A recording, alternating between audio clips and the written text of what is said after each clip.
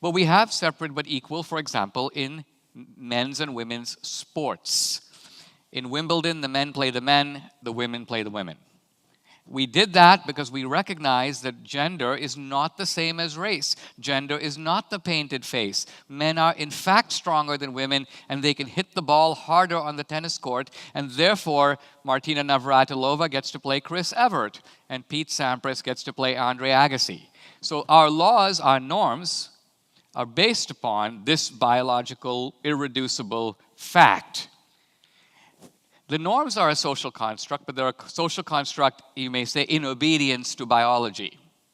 Now, what you're saying is, I take it, that Pete Sampras, or take it, Pete Sampras can say, well, I came in, I was the runner-up in Wimbledon. Next year, I'm going to enter the women's division because I identify as a woman.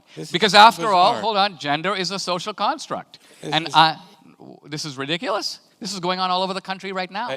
Your example is ridiculous. Why is it ridiculous? First of all, it's sports, and sports ball is ridiculous. But what? No, I'm sorry. That was a joke for somebody else. Okay. My sincere apologies, because I should be.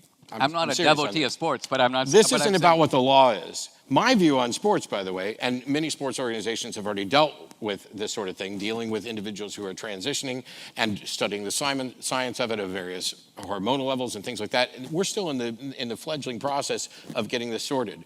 I think that there shouldn't be any gender restrictions on something. If somebody, we should just have, these are the categories, like a tier A, tier B, tier C, tier D, and you compete at whatever level you can compete at. That way, people who are, whether they're women, men, or neither, whether they're, whatever their identity is, they compete at this level. I am a big fan, I play a lot of pool and snooker. And the fact of the matter is, if you look at the statistics over history, generally speaking, in that particular discipline, women can't compete as well as the men. That's just what the data show from the past. However,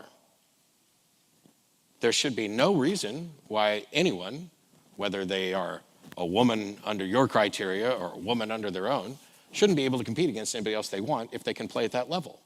And so I don't care for gender divisions along sports. I think sports, because it's a physical test, should be divided up on physical characteristics, irrespective of what gender somebody identifies with or expresses with. To go to the sports thing, the reason I say it's ridiculous is, yeah, we're working out these things, but the world doesn't turn, well, all right, sports makes a lot of money, no denying that. We're talking about the law and how it treats people, and we're also talking about human beings and how we treat people. Right.